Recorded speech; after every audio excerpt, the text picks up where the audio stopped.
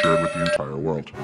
The technology at the South Pole Station certainly can do what it is presented as its primary purposes, and unfortunately, much more. The IceCube Neutrino detector is presented as a passive listening device for the purposes of the science as presented. But I'm going to skip right through the chase, folks. I have provided documentation that proves that the 5,160, what they call DOMs, that are embedded in the ice can actually transmit at 2,047 volts each. That gives us a long list of things to consider.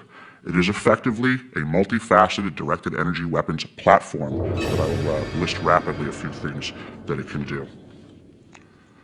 Vehicle detection. We're learning that these off-world craft, on-world craft, ours or other nations, are also emitting neutrinos.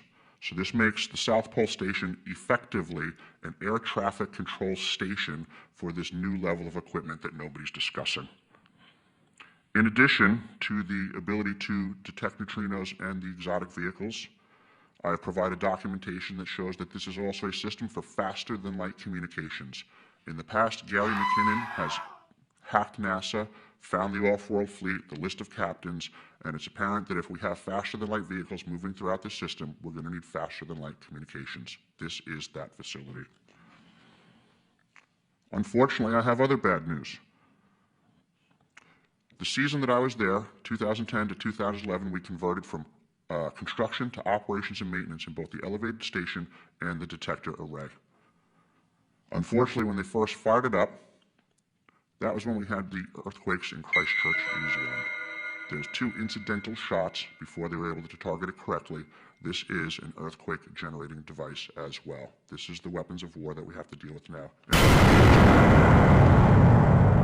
There's an ELF system at the South Pole Station that when I arrived, I was told it was off, dismantled, and completely defunct. In my work, I will rapidly just tell you, I had to figure out the circuitry for certain other repairs, and I found that this system is in fact completely energized, up and running, and being utilized with the other systems for nefarious purposes as well.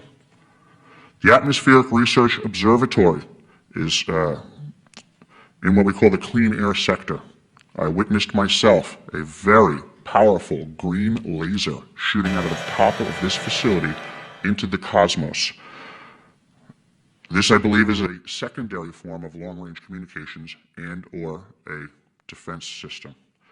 I am not saying that we need to be scared of anything that's out there, but please understand the military-industrial complex is happy to invest all of your money in alleviating their fears.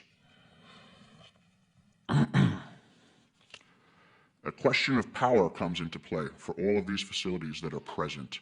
I assure you, I knew what was going on, I knew the load demands of the facility, and all of these new items exceed the demand for the systems that I was presented.